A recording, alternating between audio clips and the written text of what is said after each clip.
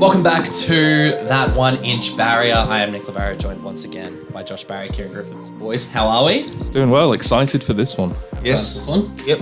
Good. Finally talking about the namesake of the podcast, the patron saint himself, Bong Joon-ho. So obviously our podcast, if this is your first time listening, thank you for joining. You can find us on Apple, Spotify, Google Podcasts, anywhere you listen to podcasts, and on YouTube. If you want to play a fun game while you're listening to the podcast, like, I wonder what that person looks like by that voice. Be sorely disappointed. Yeah. Firstly, sorely disappointed, and second, you'd be like, he sounds like that and looks like that. But I'm not going to say who I was thinking of when I said that. Well, I'm assuming you're talking about me. I think that would be the one who's like, that Josh guy's he's not a bad looking guy. And then they'll go and they let Nick host the show.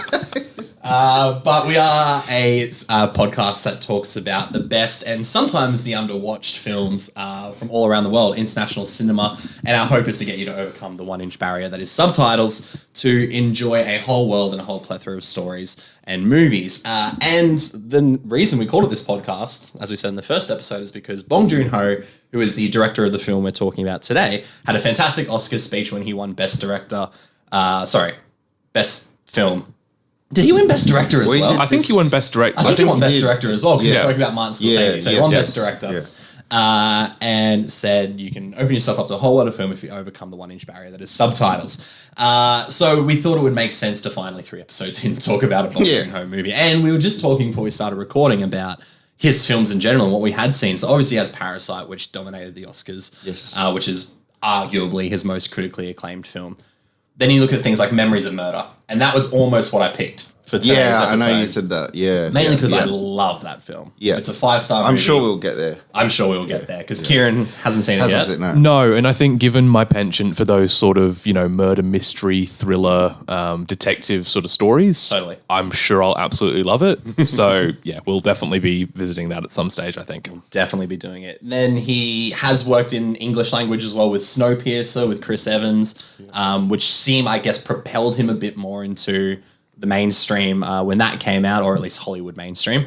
Okja, Mother, The Host, he's done a plethora of movies. So I thought when I was picking this film, we'd take it right back to the start and do his debut feature film, Barking Dogs Never Bite, which came out in 2000. And the synopsis of this film is: an idle part-time college lecturer is annoyed by the yapping sound of a nearby dog, and he decides to take drastic action. And in the first 5 minutes of this movie, there's some drastic action taken. So before you crack in, I wanted to have a quick little discussion. I'm kind of throwing this on you here. Yeah.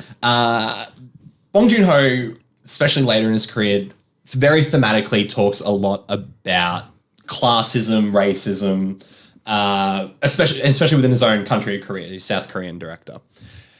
This movie, and Kieran brought it up just before you rocked up, that this is probably one of his movies that doesn't necessarily deal with strong thematic elements. It's kind of just a dark comedy. But I've always thought that there was defining factors between what's a dark comedy and what's a black comedy. Do you think that there's a difference, or is there a defining aspect of what you think a dark comedy or a black comedy is, or is it the same thing to you? I guess to me, there's slight differences. Right. I would say that it's fairly similar. Like, gosh.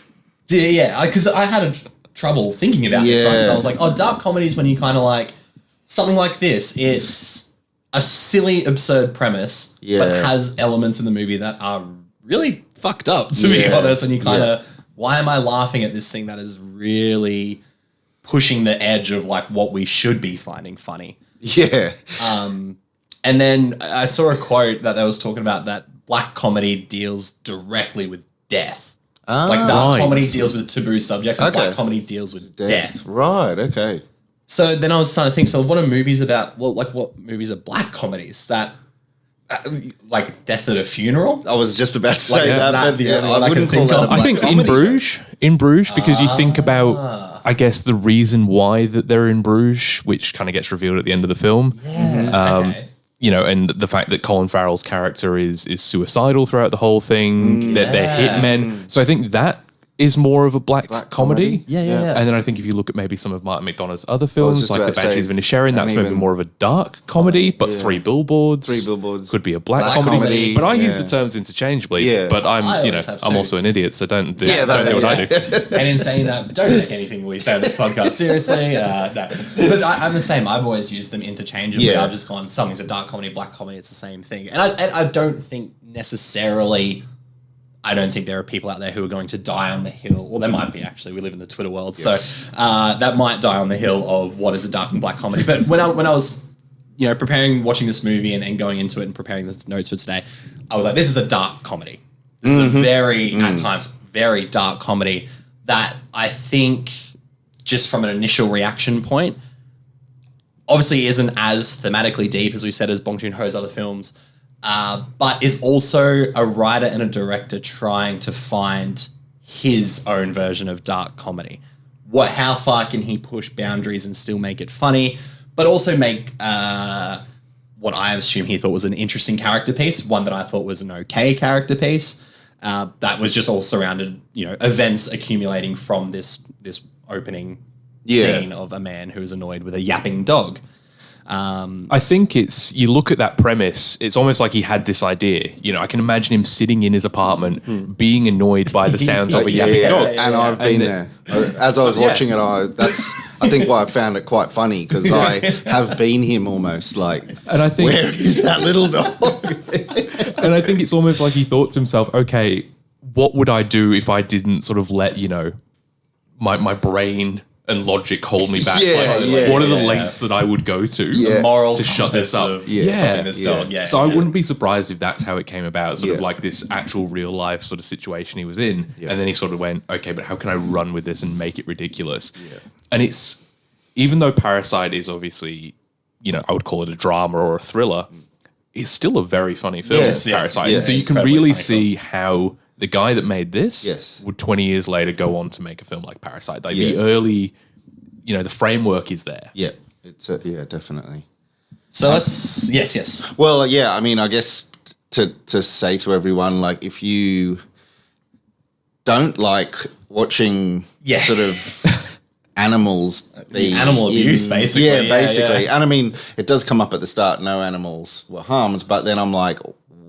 Well, part of me as well. How did they do some of those This is things? where I feel like Bong Joon-ho is starting to push his limit a little bit, because I actually giggled at that. Yeah. It's the opening text. It's like, no animals are harmed in this movie. And I was like, okay. I feel like that's firstly maybe poking fun at the whole, which is an awful thing to it's a dark comedy. It's a dark comedy. Yeah. And when our lead character, Ko Yeon-ju, the lecturer, first hears this dog yapping and he's so upset. And he's upset to a point where we're like, okay, there's obviously something that's happened to him before this that we're going to find out. No one is just that initially reactive to a dog barking. And the dog's barking, and I love that little point of view shot we get of the dog running away as he's chasing him. But he takes the dog up to the roof and attempts to throw the dog off the roof before he's interrupted by an old lady.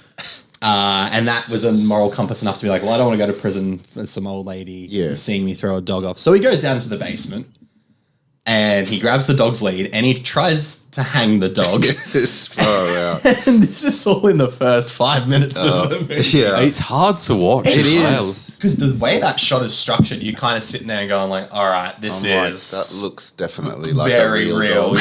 Yeah. And obviously we don't condone animal abuse here, but God, no.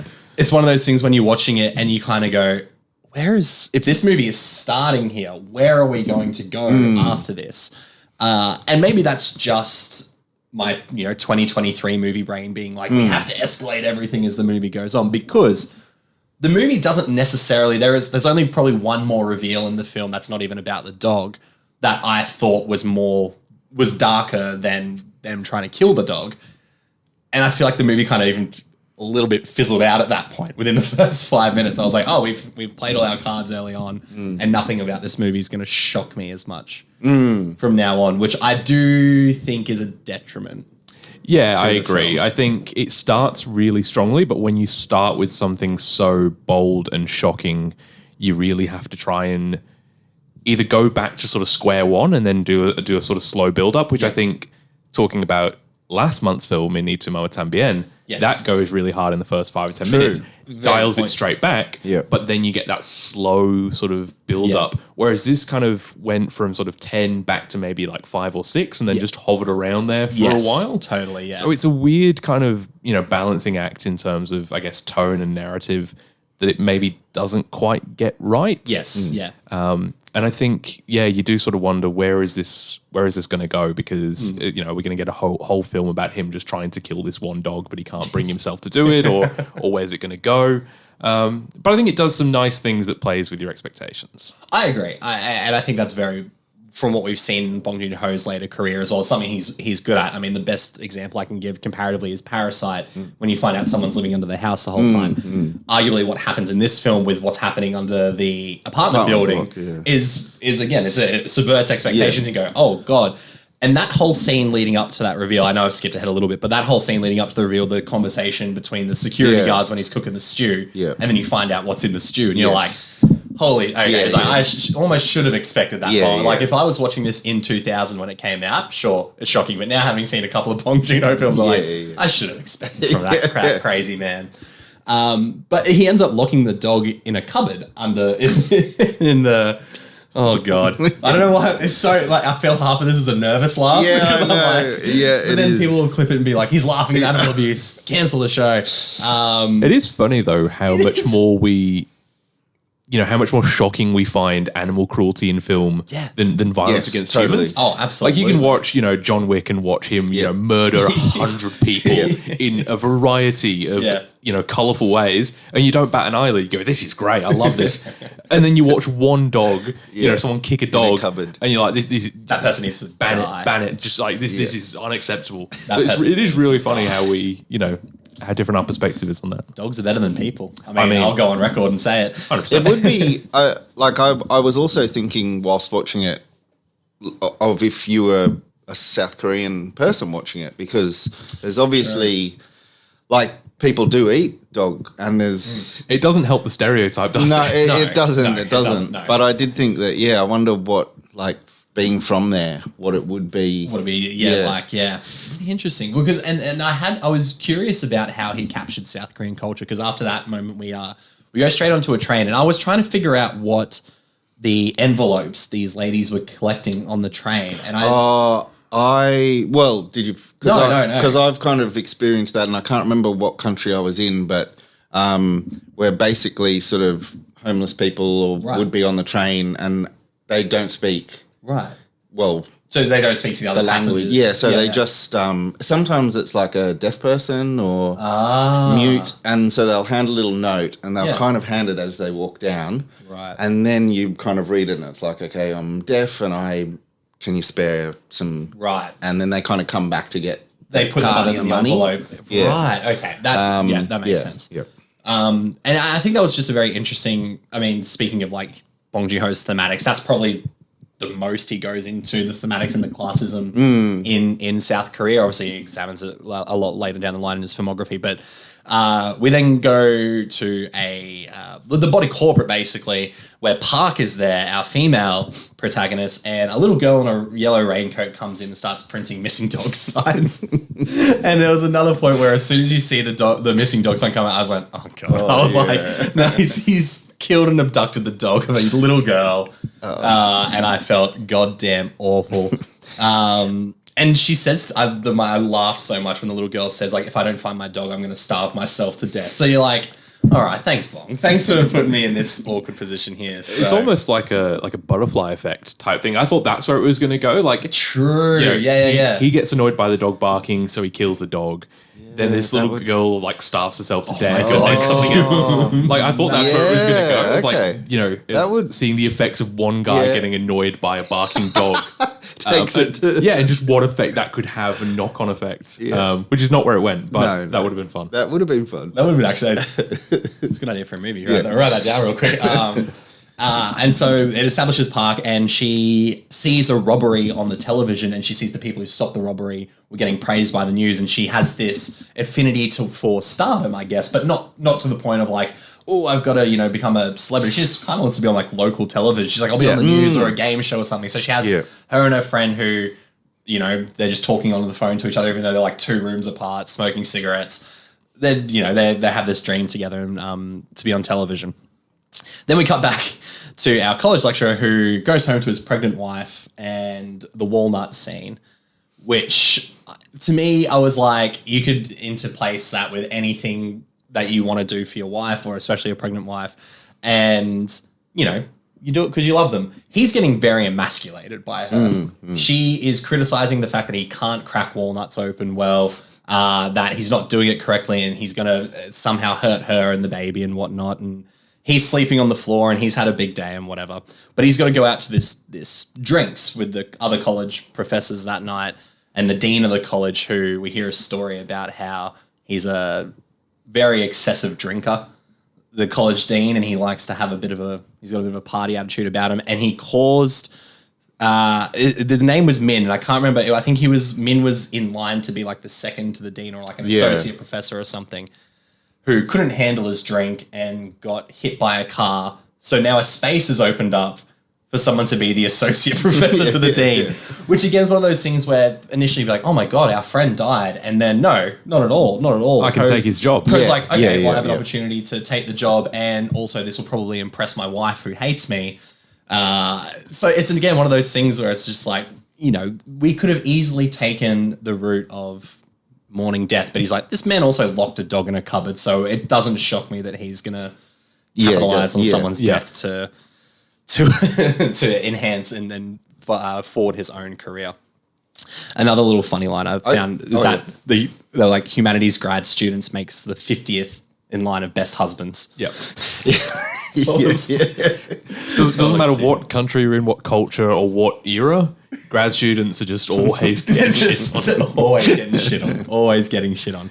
But it kind of adds to that. It gives a little bit of context, I think, beforehand, him dealing with his wife and dealing with the professors, that this is just a guy who has been beaten down. And the first thing to finally give him or take back power for himself was to take it out on a small dog.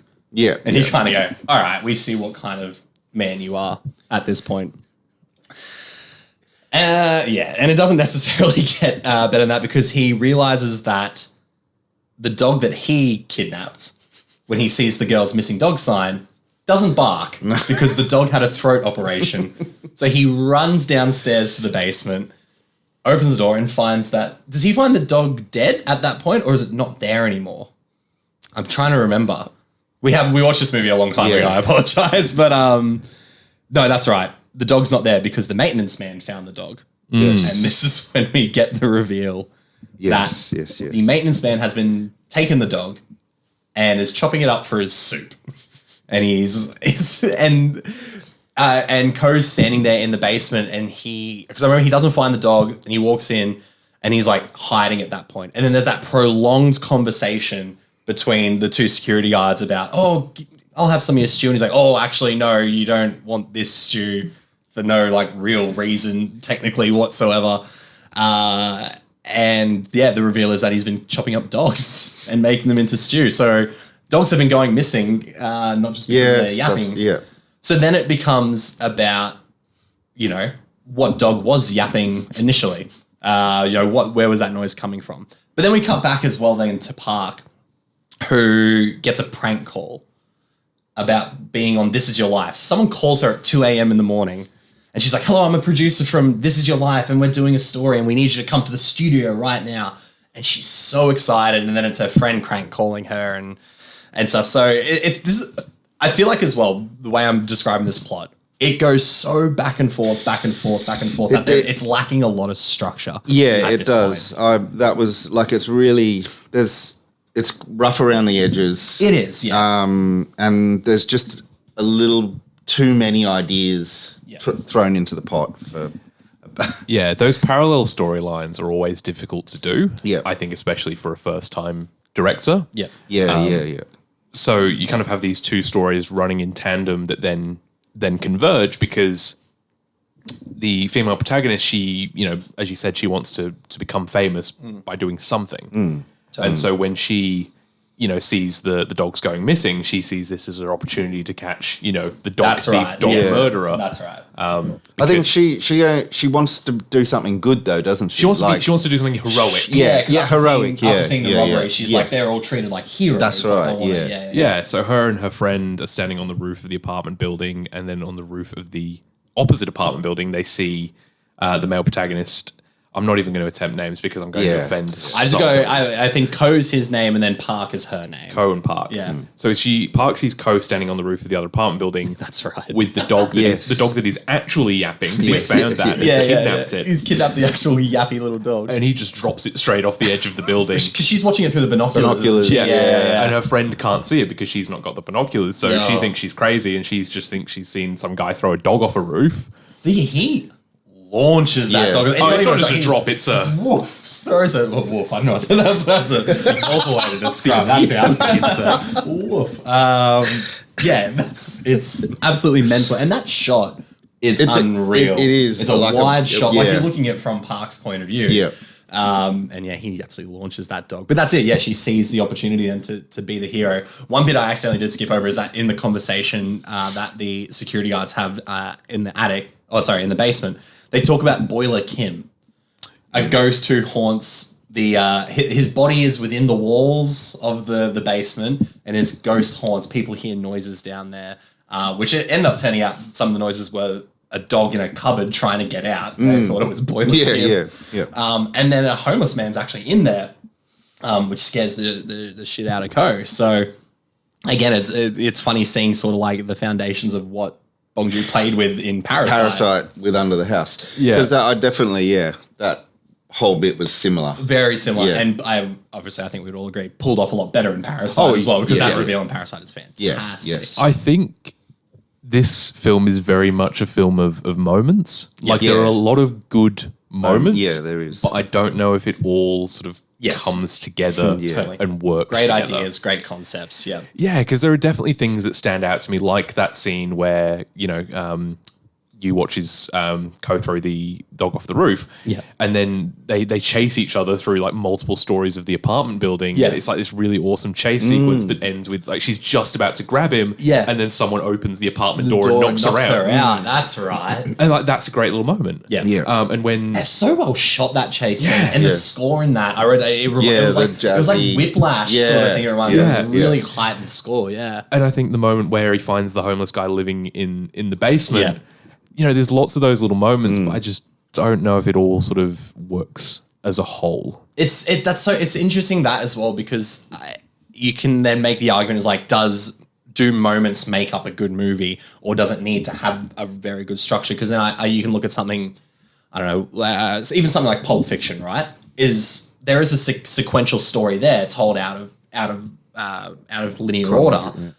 But that movie then is arguably just a lot of moments that are stitched together, yet praised, and rightfully so. Like, I love Pulp Fiction. So it's funny that a similar movie like this is a whole lot of great moments that are actually in a sequential order, just doesn't work as well. But it is also, the characters, I feel like, aren't as I think Park is the most likable character. Yeah, for sure. But when you look at her chasing that stardom, you go, there's just so much better. You can do so many better things than just wanting to be on the news for stopping a dog thief. You know what I mean? Like, and obviously it's easy to not like Ko, but you understand where his sort of tenacity and hatred, I guess, for life comes from. Yeah. Because he gets berated constantly by everyone around him. And there is a few scenes where his wife is berating them that I was just sitting there and going like, you kind of deserve this a little bit sometimes, Ko, because you seem like a bit of an asshole to her as well.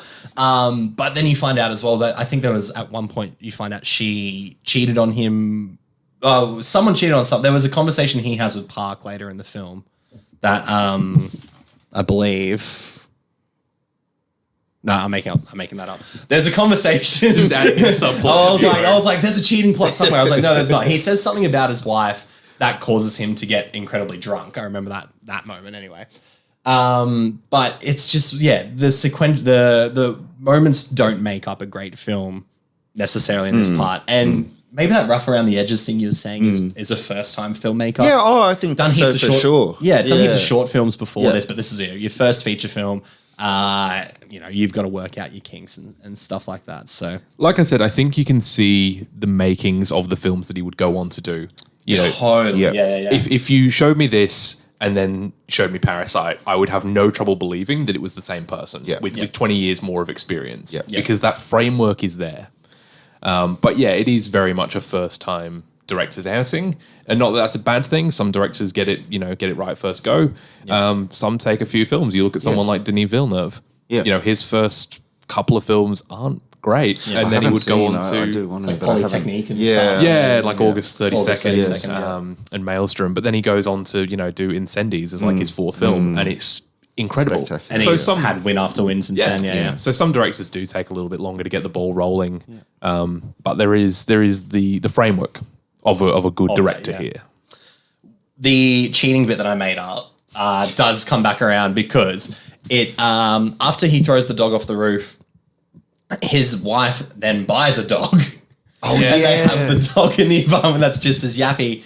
But there was potentially going to be a bribe that he would have to pay in order to become the associate professor. Yeah. And despite the wife losing her job or not having a job at that point because of a pregnancy, she was going to pay for the bribe. And so he feels even more emasculated that he has to still rely on his wife to do that for them, that she was going to pay the bribe, but she's also brought this dog home. And she shows so much more affection for the dog than him. So he's triple pissed off now. He's like, I've had to try and dispose of 2 dogs and my wife brings her. And I think that's, to me, one of the funniest. When the reveal that she's bought a dog, I was like, that's funny. That was probably one of my biggest laughs in the film is when he comes home and he sees the dog and he just goes, what is that?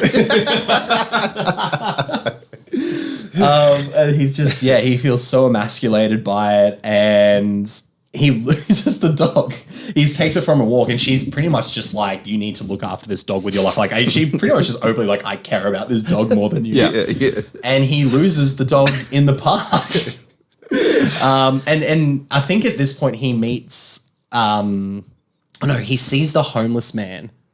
He finds that the homeless man has been digging up dead dogs and bringing them back to the basement as well for his stews. There is just so much dog eating in this movie and dog murder and dog killing. But Park, when she's drying the radishes on the roof, the old lady's there as well. I think she ends up seeing that the homeless man's developed a taste for dead dogs, and she rescues the dog before he kills it. So she manages to save the third dog who that Co lost in the park before it gets eaten by the homeless man. And then we get another chase sequence between the homeless man and Park. Which ends with one of the funniest lines in the film, I think, which is where Park has the dog and the homeless man says to her, is that your dog? And she goes, no. And he says, well, we can eat it together then. That's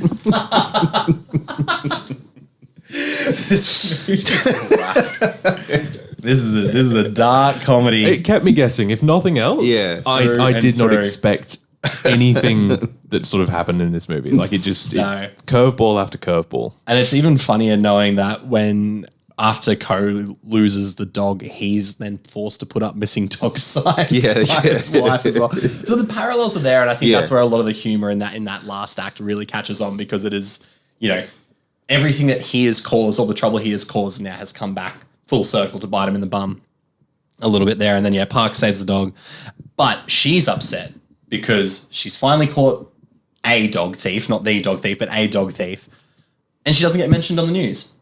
There's no story about her, all that work she put in. And she's, gets cut from the news. That's all right. She does the interview. And And then her moral compass just goes out the window. She's like, why the fuck did I do that? Yeah. What was the point of all this if I wasn't going to get on the news? Then some time passes, and Co confesses to Park that he killed the dog when he was drunk. He was drunk and confesses to Park that he was the dog thief all along, which I wanted that scene to be a little bit more satisfying. I think for that to have that set up and play out the way it did, I think Bong Joon-ho cut the scene a little too early, because like the reveal happens and there's like a bit of like a, they're a bit upset by it, but it cuts before I felt like any real emotional pull happened. Yeah. In regards to that. And then, he pretty much tells her that he threw the dog off the roof. Every time you say they threw the dog off the roof, they're cooking dogs in stews, they're hanging dogs by their leads, I'm like, how did we get away with this film? And how is it rated M in Australia? And also, who's listening to our review of this and going, oh yeah, I'll watch that. Yeah, exactly. Yeah. The whole point of the podcast is to open you up to a world of cinema and like, we're going to go warts and all, apparently, because... And I'll confess, I didn't know what this movie was about before watching it. No, I didn't. Very much, I don't know if you guys... I go into things as blind as I possible. try to, yeah. And I think it is probably good to give a heads up to people about how much animal abuse is in this film. And if you want to argue that it's played for laughs, you can, because I think it is. But people I think it is for sure. I mean, like Reprise, I just think it's even if it doesn't sound like your ideal film, just to see where this guy's started, as you said, if you put those two films together, you can definitely see him, reach the heights and use the same sort of themes and stuff. So I just find it a really interesting totally, exercise to watch the debut films. That's it, and I mean, it's definitely not a bad movie. No, it's not at all. No, that's the thing. I don't think any of us are really shitting on it. It's just I think it's easy to look back retrospectively as well and be like, he's made phenomenal work. Yeah. He's made genuinely 5-star movies since. Yep. So it almost comes as a bit of a shock sometimes when you're like, oh, that's right, they had to start somewhere. We all had to start somewhere. Yeah. We can't all just hit it out of the park on the first go. No, you mentioned Tarantino, there's a director that Reservoir Dogs' first film, just absolute 10 out of 10, smashes it. Right. But then you have, like I said, Denis Villeneuve, Christopher Nolan with Following is very much a rough around the edges sort of film. Yeah, it is, We don't talk about David Fincher's first film, which was Alien 3.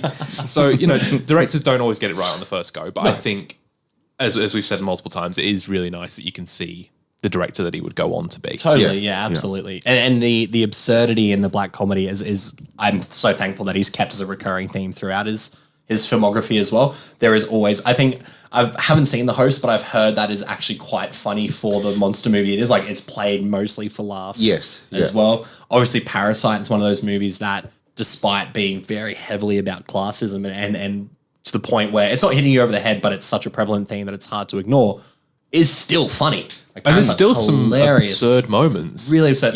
The peach reveal is one of the funniest shots I've ever seen in a film. You think about the scene where, she sat on the toilet while the apartment's flooding, smoking a cigarette on the road. Yeah. You think about when they're hiding underneath the coffee table while the couple who own the house are having sex on the couch. It's a funny film. It's a weird film. And this is a funny and weird film. It is absolutely. But I think, if you're going to put a theme on it, I think human nature as a concept, and I think what is sort of what we would do if we weren't bound by the realms of acceptable conduct. Like I said, what would you do if you were really annoyed by a dog that was barking? If there was no consequences, you'd go and shut it up by any means necessary. And like with with the character that wanted to be famous and didn't really care about the byproduct of just being able to do something good. It was like, oh well, if I didn't get on the news because of it, what's the point? So I think it really does look at people and what we would do if we weren't, I guess, bound by social norms to an extent. Absolutely. That was a good way to wrap that up. That just got me thinking. I was like, maybe there is more to this movie. Like, shit. $20,000 film degree coming in. That's why we do the show. The movie actually ends then as well with a bit of a time jump, and Ko becomes the professor, but he's obviously just not satisfied with the job, and it wasn't everything he wanted it to be. Whereas Park gets a bit of a happier ending because she finally goes on that hike that she talks about going on a hike with her friend earlier in the film, and it closes on her and her friend walking through the forest together and then going on that hike. So I guess you could say a happy-ish ending for one, and not even an ending. It's just probably an endless continuation of misery for Ko. And if that's not life, what is? Exactly. But hey, don't throw dogs off roofs, and maybe karma won't come and bite you in the bum. So, that's Barking Dogs Never Bite, and it's we've wrapped it up pretty well. It's one of those films where if you are a fan of Bong Joon-ho and you want to see where his career started, I think it's definitely necessary watching.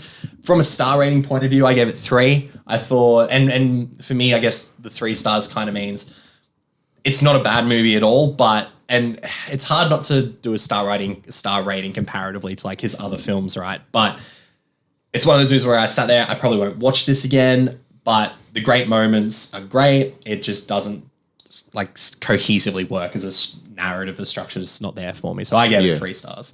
Yeah, I gave it 3 as well. Yeah, I'll just exactly what you said, Nick.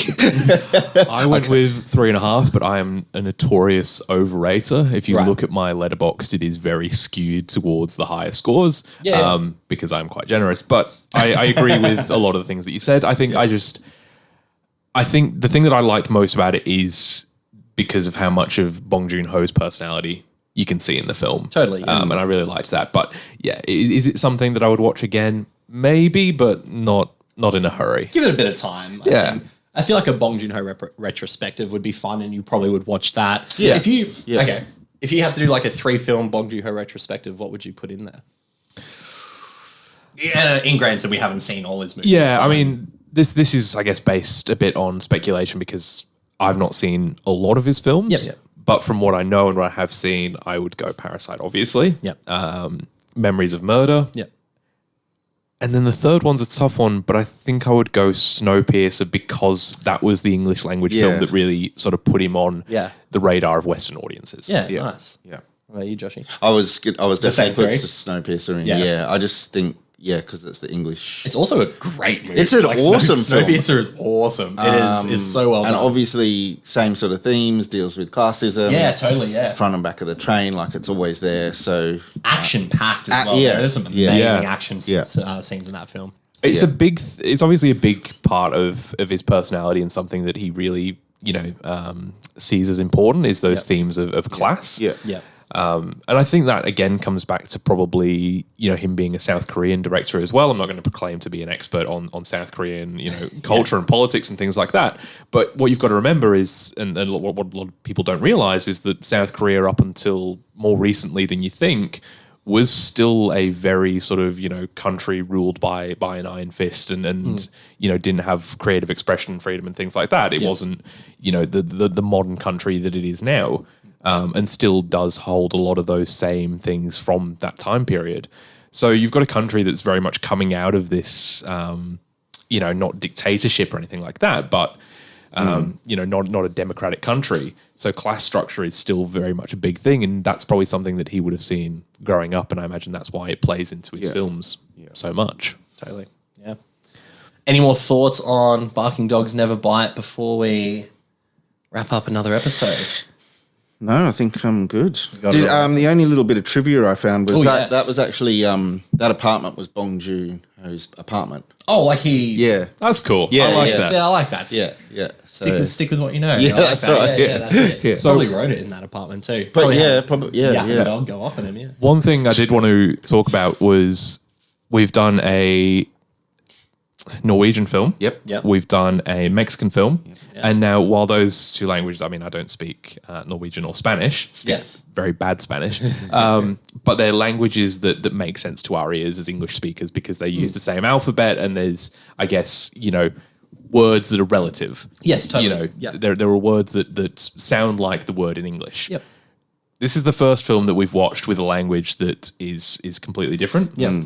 How did you guys find it in terms of, I guess, watching it, listening to it, and the subtitles? Did you notice a difference in terms of the language, or was it just another foreign language film? Not so much the language, but it's I found it easy. Like, it seems to take them longer to say the sentence in English, so it was much easier to read. Like they're still talking and you've read and then you could kind of get more opportunity to watch the... Yeah, there was definitely times when they'd say a line of dialogue and it would be about, 15 seconds longer than the subtitles would start with 3 words. Yeah. And I go, is that everything they said? Or are you selling me short here? No, totally. I think it's tough because having watched a lot of Asian cinema as well, even just like growing up before, really trying to distinguish what international cinema was, watching a lot of like kung fu movies, especially from like China and stuff. it's not that it was as jarring to me, but I like noticing the difference in mannerism and the difference in culture as well. How people talk to each other and inflections in people's voices. It seems in a way heightened, especially in Asian cinema. Like I feel like there's more of a performance happening in Asian cinema, which it's not that's not to the detriment of the film at all.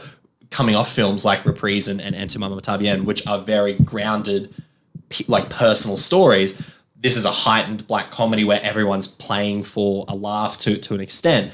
I think it was interesting seeing that in an Asian dialect as opposed to any other, like say, dialect closer to English using the the English alphabet and stuff. So I think I appreciated how heightened this movie felt, and I think it works well because it's set in South Korea and you can have that a bit more of an absurd take on it with But the story is also a service to that, in my opinion, as well. Do you think for someone who's not watched a lot of foreign films, and especially a lot of Asian films, that it would be more difficult to watch than a film that is in a language that's closer to English, like, say, Spanish or French? This one, yes. I think if you're going to really open yourself up to international cinema, especially Asian cinema, I think you would want to start with something that is an absolutely riveting film, something that just as a movie would work better, just so you can get yourself a bit more accustomed to it. I would probably, anything by Bong Joon-ho or Takashi Miike, I'd probably start with. Just personally, and that's just me coming at favoritism of like they're two of my favorite directors. But yeah, I don't know. How about you guys? I think if you were going to go for an Asian film and not to lump all Asian films together, because obviously Korean film's very different to Japanese film. Totally, and Asia is a continent that consists of a lot of countries. Yes. But obviously Korea and Japan are the two that we see the most of as Western audiences. Yeah. I think something like Drive My Car, it is a long film. Yes. But it's very dialogue heavy. And it's a patient movie. It works at your pace as an audience, yeah. You don't need to be watching it intently because there's not a lot of action. Yep. So it's a lot of conversations, and I think that's a really good opportunity to kind of just really absorb yourself in the story and the dialogue. Yep. So that's probably a good one to start with from that kind of realm. Yep. And then Ryusuke Hamaguchi's other film that he did last year. Oh, the Wheel of Fortune and Fantasy. Yeah, I think that's another one that's a good sort of opportunity to just that's good as well, because you can yourself. at least watch that segmented as well. That's a vignette. I think stories. Most of the Korean films I've seen have been on the weirder side, though. Oh, so, totally, yeah. Between Bong Joon-ho and films like Old Boy. Old Boy, yeah. Which is another great film that we should definitely talk about at some point. Definitely has to come up at some point. Yeah. But I think it's a good, probably not the best Bong Joon-ho film to start with. No. I would definitely recommend going for something like Parasite if you're going to watch any of his films, because I mean it's incredible. But for people who've seen other films of his, I think it's definitely worth watching because it's nice to see where he started and where he got to. Absolutely. Well, on that note, thank you all for joining another episode of That 1 Inch Barrier. We've forgotten the most important thing. We need to talk about what we're doing next. Yes. I was thinking about leaning to. Nah, maybe. Who knows? Who knows what's going on? I don't know what's going on here half the time. So yes, next month's film. We've done all three of us. Yes. So we're taking in turns each month, if you hadn't noticed. So we're back to Josh, where it all began. And this was tough. I know I was kind of, I think I messaged you guys saying this is like the toughest thing I've ever had to do because I just can't work it out. And I wasn't sure whether to go for something older again, but like really like sort of masterpiece sort of thing, or whether I should try something new because we have been in the early 2000s for the majority. True, we have. Yeah.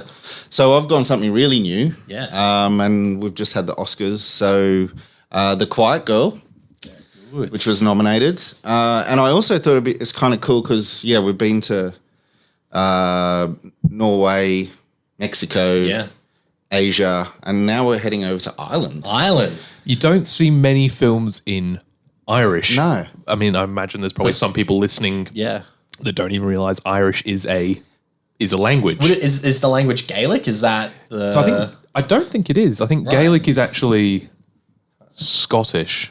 Right. I should know this. I'm English. We don't learn anything about it. We just colonize them. It does. Irish language is also known as Gaelic. Okay, all right. I'll shut up then. Sorry. I'm not sure if that is what is in the Irish. In the Quiet Girl. Right. Yeah. But yeah, it is completely subtitled. It's a subtitled film. I mean, this is fantastic. Yes. Watching the audience. The dialogue is mostly Irish. Yeah, There we okay. go. Interesting. Okay, Irish. So, and fun facts, when I was doing, because I was doing a bit of research on this film after you mentioned that you were going to do it. Yeah. To be nominated for Best International Feature at the Oscars, the dialogue has to be more than 50% in a language other than English. Okay. So you could still have, 51%, foreign language, 49% English and still be nominated. Okay. But it has to be more than half Wow. in a foreign language. Right. Interesting. I didn't know that. There we go. No. So, Because there is a little, like, I've watched this already after you Yeah. think we've all watched it at this point.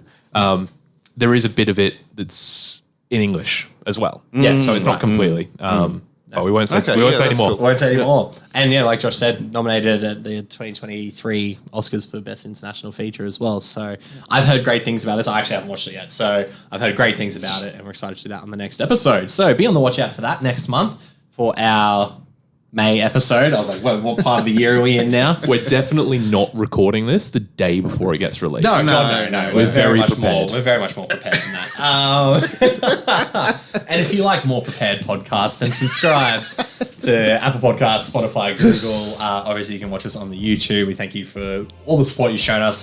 There we have very loyal, regular listeners, so thank you. And for those just discovering the show, we hope you enjoy it. But until next month, that's that 1 inch barrier, and we'll see you boys on the next episode. See you then. month.